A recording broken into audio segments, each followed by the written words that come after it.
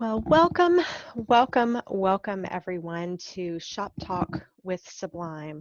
This is our regular webinar series.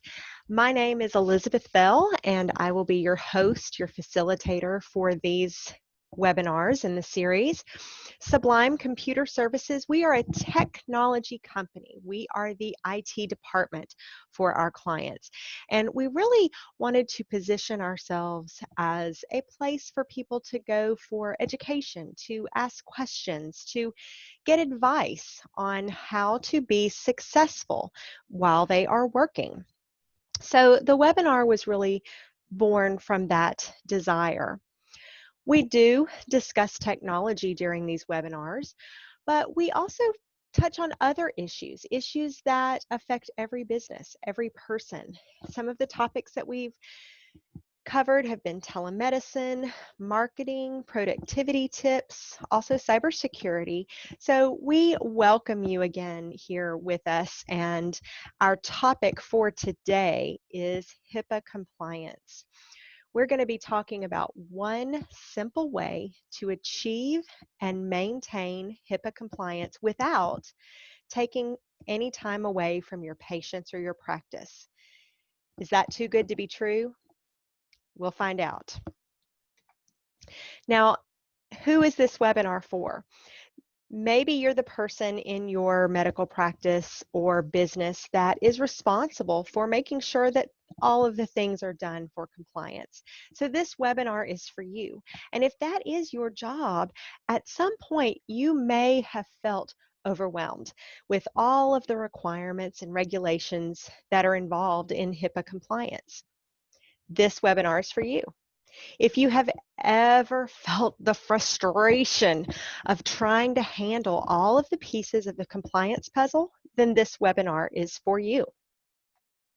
Or maybe you have felt worried before because you're worried about being audited or having an investigation, and what if they find something, and then you're worried about those costly fines. Those fines can be really large and can really hurt your business. If that's you, that you felt that worry, this webinar is for you. Or maybe you would just love to feel confident. You would love to know that your compliance is complete. Then this webinar is for you. So if you have felt those ways, if you have had those feelings, let's take a minute and just imagine what it might look like or feel like in a perfect world. Imagine if you had a magic wand and you could create an ideal workspace. You might just be saying, oh, if I could just know that my patient information is completely secure, it would be great. Or maybe you'd wave that magic wand and think, I would never have to worry about paying thousands of dollars in fines. That would be great. You might be thinking, oh, I just wish that I could practice medicine or run my business without dealing with HIPAA requirements. Well, if those things sounded great, you're going to want to stick with me over the next few minutes. We are going to discover some ways to make those things a reality. What you're going to discover is what it really means to be HIPAA compliant. Now, you may think you know what it means, but I would be willing to bet that you don't know all of the pieces. You're going to discover an easy way to keep track of compliance and training, a simple way. And you're also going to discover how to get that confidence to pass an audit. And then you can refocus your time and your energy on taking care of your practice and your business. So you might be wondering, well, why should I listen to this person? Who are you? So let me introduce myself. I am Elizabeth Bell. My official title here at Sublime Computer Services is the Vice President of Business Development. But like many people in many different practices and businesses, I wear many different hats. I do a little bit of the back end work as far as taking care of the paperwork side of things. I do our marketing. I do our networking and trade shows. I also do some client onboarding, client education, and client happies. And those are actually really great parts of my job. A little bit about my background. I grew up here in Tennessee, did go to the University of Tennessee in Knoxville. So yes, I bleed orange. I love me some college football. I did graduate from UT Knoxville with a bachelor's degree in nursing. And while I was in college, I met a boy named Adam Bell and we got married. We have been married now for almost 23 years, and we have two daughters who we love and who luckily still love us and really like to be around us. I did work for over 20 years as a registered nurse. I did labor and delivery, I did oncology for most of my career, and I really, really loved it. It was a great career, it was a great experience. I've learned so much. Um, but I also felt the frustration. I felt the overwhelming feeling of, oh my goodness, I can't get all of this done. I learned to juggle many things. I learned to deal with people, happy and not happy. I learned to deal with paperwork and the legal requirements that are required within the healthcare industry. It was frustrating at times and a lot of work, but I would not have traded it for the world. Now, Adam is a self-professed computer geek, and he is great with technology. He worked in IT for large corporations, and then also some small startup companies. But then in 2008, he started Sublime. And since then, really the company has grown exponentially to a point that in 2017, I decided to join the Sublime team and really help Sublime Computer Services go to the next level. But enough about me. This webinar really is about you. So today we are going to cover how HIPAA has evolved and made your life really a little bit harder. We're going to cover why you cannot rely on HIPAA Lite. And we're also going to cover a simple all-in-one solution that will help you organize your HIPAA compliance and your employee training. So let's dive right in. How HIPAA has evolved and made your life much harder. Now, I love history. I love research. And so anytime that I have a topic I'm going to be speaking on, or even, a place I'm going to go, I love to find out the history of how that came to be. So let's talk a little bit of history about HIPAA, where it started and where it is now. In 1996, there was introduced by Congress HIPAA, the idea for HIPAA, and it was signed into law by the president at the time, Bill Clinton, that same year. The Health Insurance Portability and Accountability Act, also known as HIPAA, was introduced. It was made to ensure that workers did not lose their health insurance coverage when they had a change of employment, and that's a good thing. Also in the 90s, the internet and digital technology was really coming to the forefront, and HIPAA really began the process of modernizing information exchange in the healthcare industry. That's a good thing. And HIPAA really has been instrumental in ensuring that the privacy of Americans is better protected, and that is also a good thing. And since 1996, HIPAA has gone through numerous changes, and it does continue to evolve. Now, beginning in 1998, new legislation was proposed to better protect or secure people's personal health information, that information that was stored by providers and vendors. So the security rule was broached in 1998. In 1999, the privacy rule was proposed, which restricted the disclosure of that health information to unauthorized individuals or entities. And this also gave patients better access to their health information. Now, the security rule and the privacy rule went through many modifications to clarify all of the provisions of what is meant by this and what is meant by that, and who is responsible for handling these things. The final draft of these rules was not issued until 2003. And the final rule mandated that all covered entities are medical practices, dental practices, hospital facilities. Those covered entities now had to safeguard and protect the confidentiality and availability of protected health information, which is known as PHI. They had to safeguard these things in three different ways: physically, technically, and administratively. So there are three branches of how things are safeguarded. And this also required covered entities to allow patients access to their health information on request.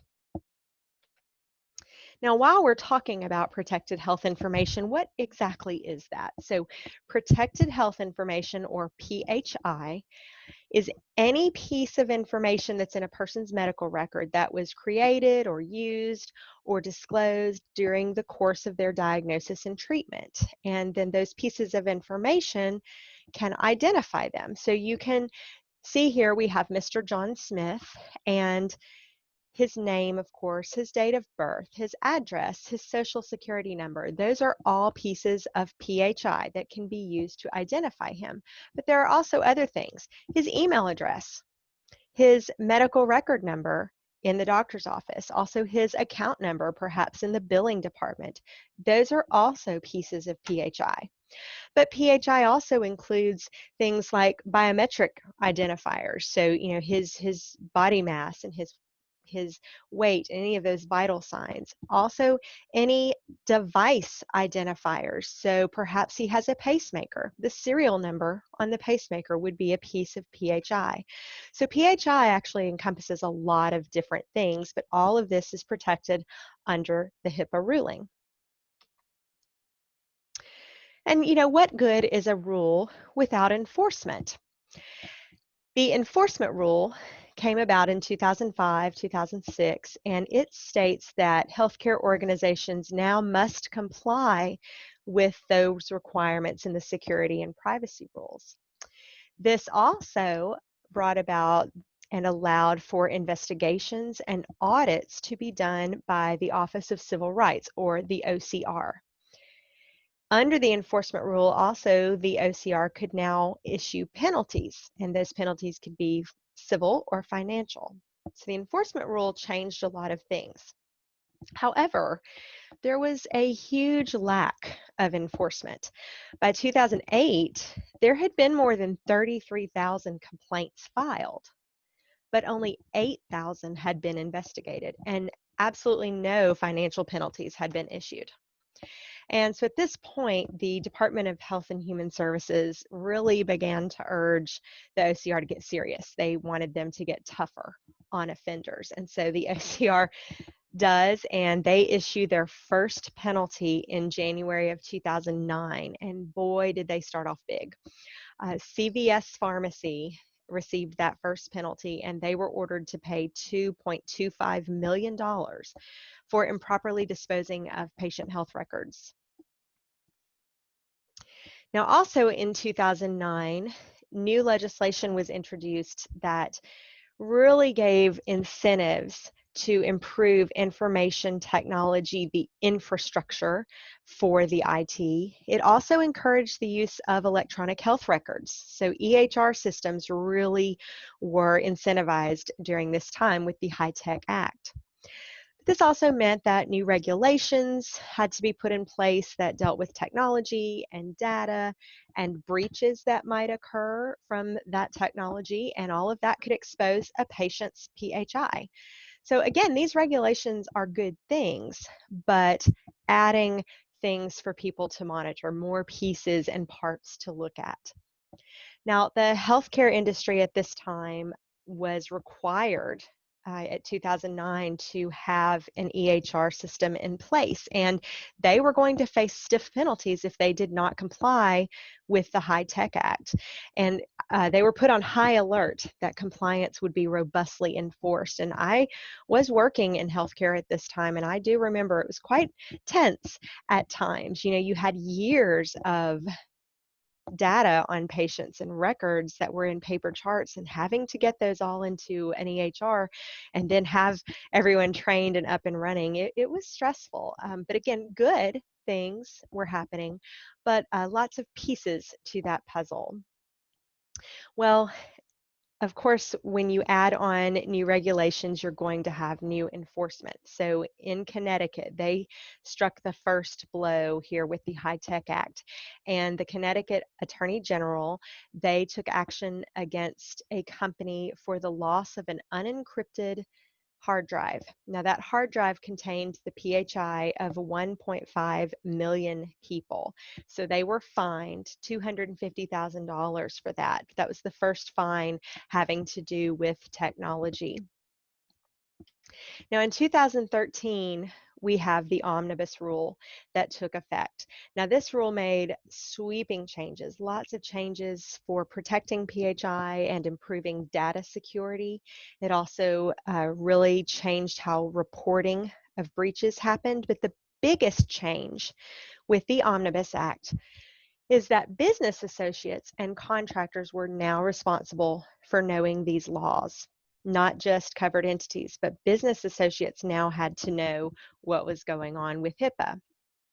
Now, under the omnibus rule, business associates must comply with HIPAA security and privacy mandates, but this also states that a business associate agreement, which is also called a BAA, must be in place. It's a contract, essentially, stating that they both know about HIPAA. These must be in place between two organizations that may encounter PHI. So that means it might be between a medical facility and a vendor, or it could be between two vendors. And the BAA, the agreement, will protect both parties in the case of a breach. Now, it's also just good practice to do this. I mean, you know you've done your part, and you know the other party has done their part. They are reliable, and it really just puts everyone's mind at ease. Now, you know, there's a saying that fences make good neighbors. Well, contracts make good business partners. So who is a business associate? Well, basically, it's any business that does business with a medical party. So that could be an attorney for a physician. It could be your outsourced billing department, your transcriptionists. It could be your IT company who deals with your computers. We are all business associates. And if you're asking this question, do I need to be HIPAA compliant? Then probably the answer is yes. Anyone who handles PHI needs to be HIPAA compliant. Now, this is a surprise to most people. You know, almost everyone has heard of HIPAA. I mean, we've all signed the waivers at our doctor's office, right? But most people, even people in the healthcare industry, don't know the extent or don't realize that it involves more than just doctors. Now, after the omnibus rule was passed, enforcement really increased. A web portal was created to make it easier to report a violation or a data breach.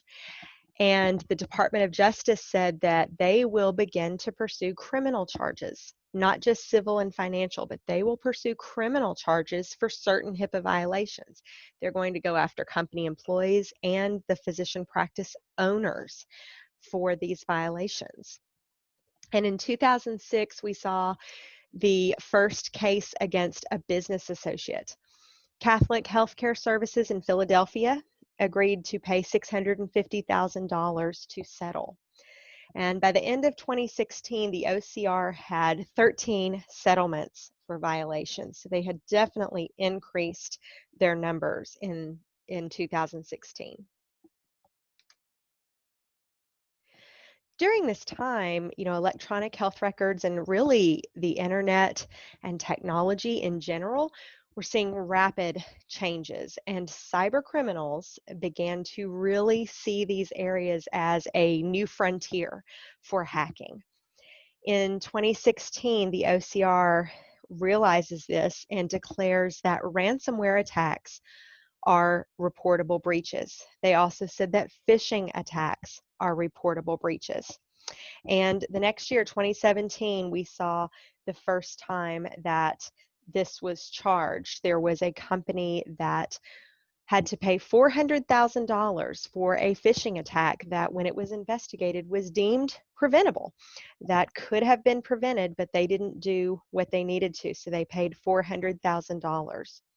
You know, even today, we see lots of advances still in telemedicine and medical devices like the blood sugar monitoring or pacemakers, and those things can communicate with the doctor's office without the patient even having to go. Well, these are great things for patient care, but really can open up and lead to potential data breaches and hackers. In 2017, we also saw the first ever violation settlement with a wireless healthcare provider. So CardioNet, who does, again, the pacemakers, they were charged $2.5 million for non-compliance. So what this tells us and what we see is that as technology evolves, so does HIPAA regulation and investigation. And the audits and investigations continue. In 2018, we saw the largest ever HIPAA penalty was issued. So an investigation of Anthem Incorporated for violations that were done in 2015, it was discovered during the investigation that they had been hacked, and over 78 million records had been breached in 2015. So the final settlement for that, they were charged to pay $16 million, the largest settlement ever seen. And that was 2018. Well, again, the investigations continue. This slide shows a timeline of some fines that were issued in 2019. And these range on this slide from $10,000 to $3 million. And some people, actually lots of people, will tell us, well, see, they're not really going after us. They're going after the big guys. But that is not true. This slide only shows major fines. This does not show all the fines issued for just a few $1,000s. This also doesn't show the price that a practice has to pay in insurance, lawyer fees, mitigation of the violation, and also having to report the breach or violation to your patients and your vendors. Now, that may result in lost trust and damaged reputation, and that comes at a cost that is really more than the monetary fines. And, you know, during the last few months with the COVID pandemic, there have been some regulations that have been relaxed around telemedicine and conferencing systems and the reporting of certain information.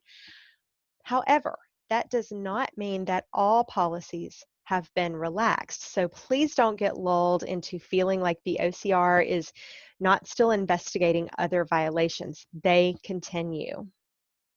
And that is why you cannot rely on Hippolyte. Now, what do I mean by Hippolyte? Well, as we just discussed, there are many parts that make up the whole of HIPAA. There are different rules, different acts, different aspects of these rules. There are different players under the HIPAA umbrella, so many parts make the whole. There are actually 7 steps to becoming HIPAA compliant, and each step must be achieved and maintained and continued. You have to adjust when needed, but all of these steps are equally important. You must have written policies and procedures, and they must be implemented. You need a compliance officer. You need that person that's going to be responsible for making sure that these steps are done, and someone to be the point person for questions or problems. You need good, effective training and education for your employees, both old and new. And that education needs to be current and it needs to be ongoing. There's monitoring, there's auditing, there's enforcing. These are all steps that must be completed. You also must have in place a way to address offenses or violations of policies or laws, but not just address the problem, but you also then have to have a way to fix the problem. Now, all of this sounds like it could be a full-time job, right? And, in some facilities it is. A hospital, a large hospital corporation, a medical practice that is over several states, has many branches, they may have a full-time compliance officer. But for the most part, in most practices and most businesses, this is a task that is added on to someone's plate. That person may be the owner of the business. It might be a physician, the charge nurse. Usually it's the practice manager or office manager. And those people already have a full-time job, and then they're going to add this on top of that. So many parts make the whole, and every single part must be addressed for you to have true compliance. Now you can see here under the total solution that all the pieces of the puzzle are done. You can also see on the other side what most businesses and practices may have in place. They have an incomplete puzzle. Now, why don't they have those pieces done? Well, usually it's not because they are lazy or just don't care. It's because maybe they don't know all of the pieces. So for instance, they may not realize that a business associate agreement or contract needs to be in place with every single vendor. Or maybe they just don't have time in their day to get all of these things done in a timely manner. Running a business or a practice, there's day-to-day things that you have to deal with. You've got to handle employee issues and attendance. You have to handle patient flow. You have to deal with an upset physician or an angry client. You have to answer phones. At some point, you've got to try and eat lunch. And by the time you're done with all of that, you've run out of time in your day, and you just don't want to update a policy or do a physical walkthrough for an audit or follow up on remediation of a potential violation. But by only completing one or two pieces of the puzzle, you are doing HIPAA light. And then if and when you are audited, the OCR investigator is not going to care what you have done. They will be looking at what you have not done. And HIPAA light will get you put on the wall of shame. Now, I mentioned the enforcement rule earlier and how it took a while for the OCR to really get rolling with their investigations and findings. Well, they are rolling now. Enforcement is up 400% over the past few years. And of all the organizations that are audited, 94% of them fail. They fail because they did not have an effective compliance program. They were missing one or more pieces of that HIPAA puzzle. Now, no breach or violation is good, but they are defined as minor or meaningful. Now, a minor breach affects fewer than 500 people. A meaningful breach affects more than 500 people. Now, I think it's safe to say that most practices or businesses, they have more than 500 patients or clients. So if there is a breach that is meaningful, and it's deemed that way by the OCR, then it is reported on their wall of shame. Now, their wall of shame is an actual thing. The Department of Health and Human Services reports all meaningful breaches publicly. They're posted on their website, they're posted and placed in different publications, and it's able to be searched by anyone. So that can be potential employees, potential employers, potential patients. Anyone can see who is on the wall of shame. And I really don't want you to end up like this person. walking around with a bag on your head. So how can you make sure that you don't show up on the wall of shame? You do that by using our simple all-in-one solution, and it's called the Guard. The Guard will help you organize your HIPAA compliance and your employee training. Now, Sublime is a proud partner with a company called the Compliancy Group, and the Compliancy Group was started in 2005. Since then, they have become a recognized leader in the compliance industry. They're endorsed by multiple medical associations and on several national advisory boards. We've even trusted them with our own HIPAA verification since, we are a business associate, so we have HIPAA verification rules as well. So now we partner with them to help our clients also simplify the process. The Compliancy Group has developed software called the Guard, and with the Guard, you have everything that you need in one place. All of the pieces of that HIPAA puzzle are seen on a dashboard for you that is very easy to navigate. You can look at that dashboard and you can see when audits were done. You can see who needs to update their training or sign off on something. You can track incidents. You can check on business associate agreements and make sure they're all in place. This is so much easier than an Excel spreadsheet or a checklist you have in your office, or even those little Post-it notes that may get put up all over your office. This is a much more efficient way to keep track of the needs for your HIPAA compliance. Now, just because you would have a dashboard does not mean that you're expected to become a HIPAA expert all at once. So with the Guard software, you also have your own expert help. You have a personal compliance coach. Now, your coach is going to walk you through those 7 steps to becoming HIPAA compliant. They go as fast as you want, or they take as much time as you need. They explain things along the way. Now, as I mentioned, we have gone through the process and our coach was great. Her name is Charlotte. She's been with us now for 2 years.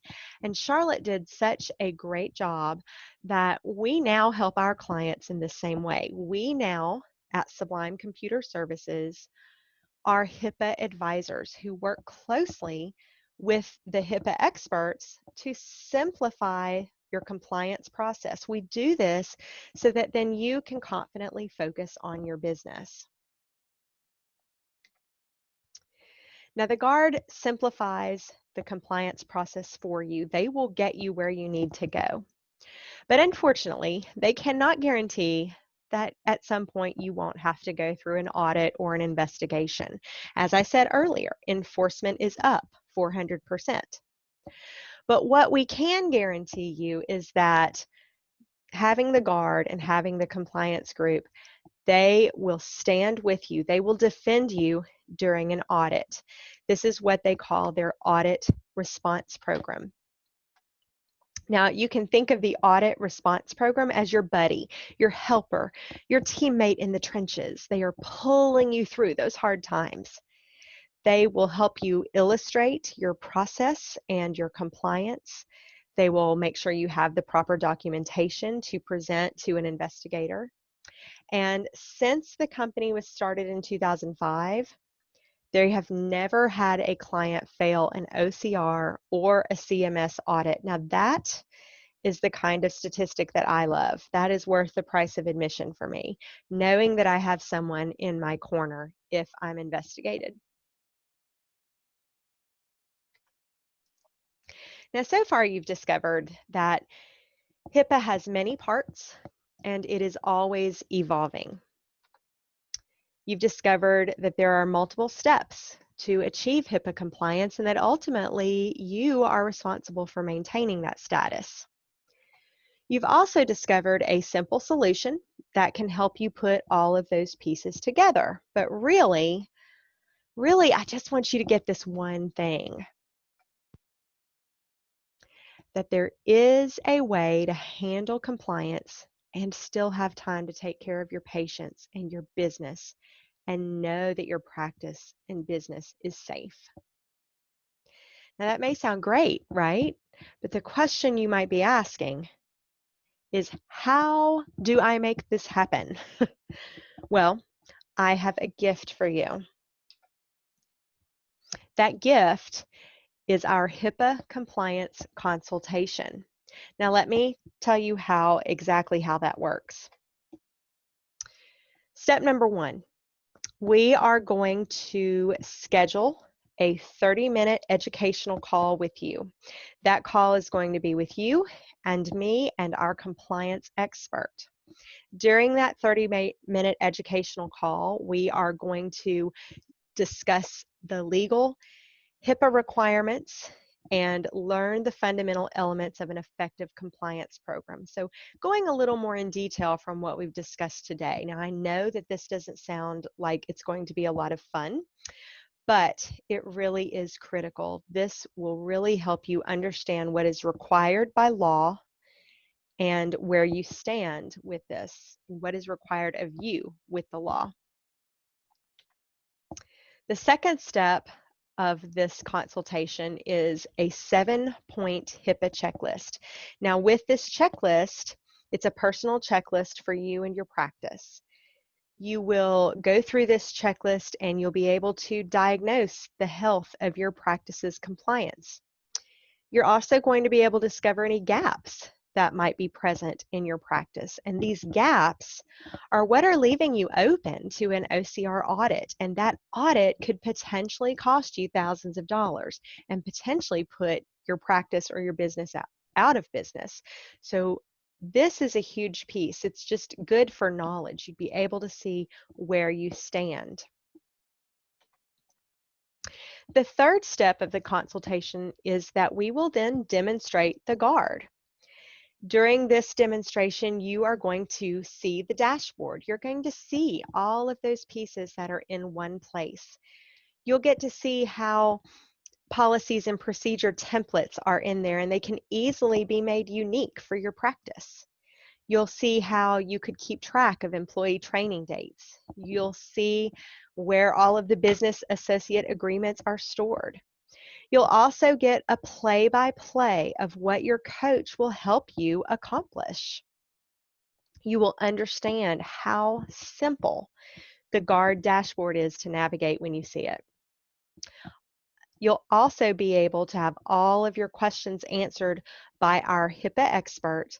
They're going to answer all of the questions that you might have about your unique situation. And all of this means for you that there is a remedy to your compliance headache.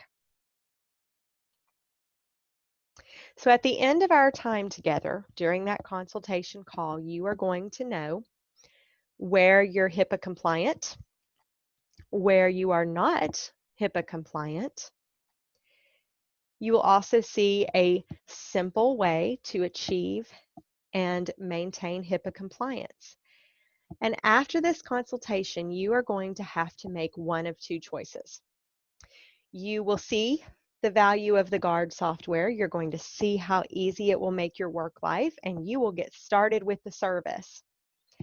Or the second choice, you'll leave the consultation with new knowledge of HIPAA regulations, and you'll also know the status of your practice. Now, what is that knowledge worth to you? Now, the value of what I'm going to do for you with that consultation is $297. Now, that's the cost of my time, our HIPAA expert that we pay for, the software setup, but the value to you for this solution is 10, 20, even 50 times that.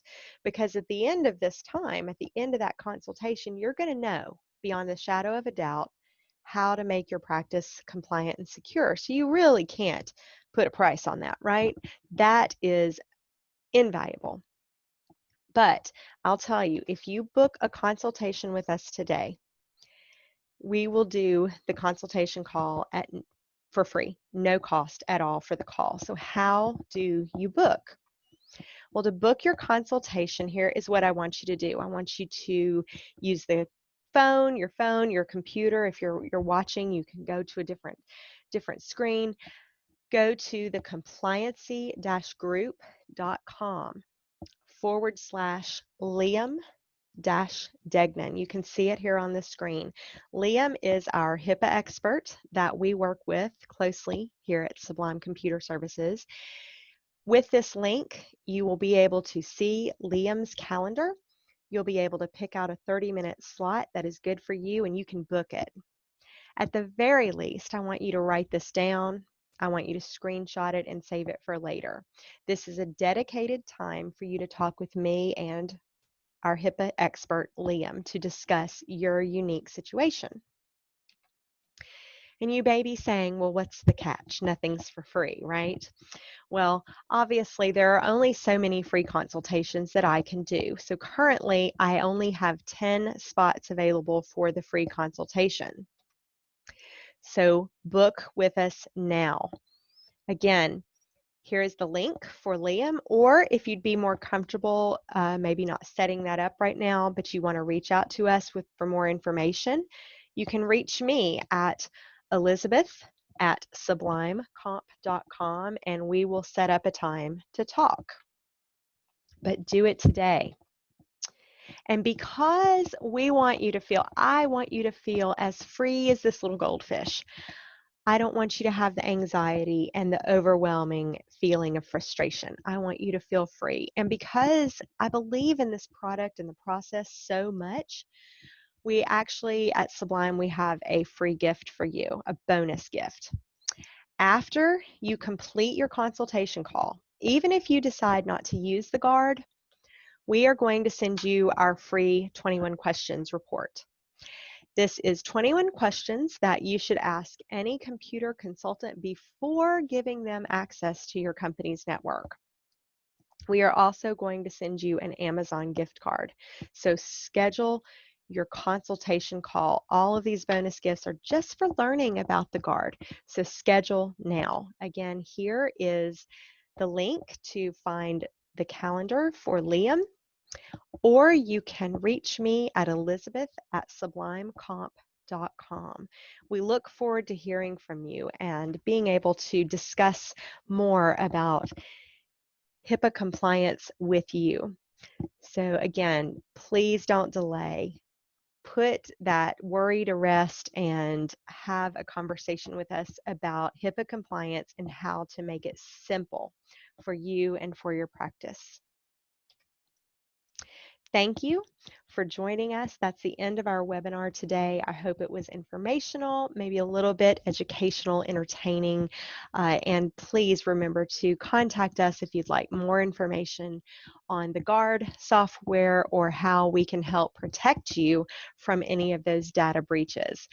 And so again, from Sublime Computer Services, have a great day, and we'll see you next go around.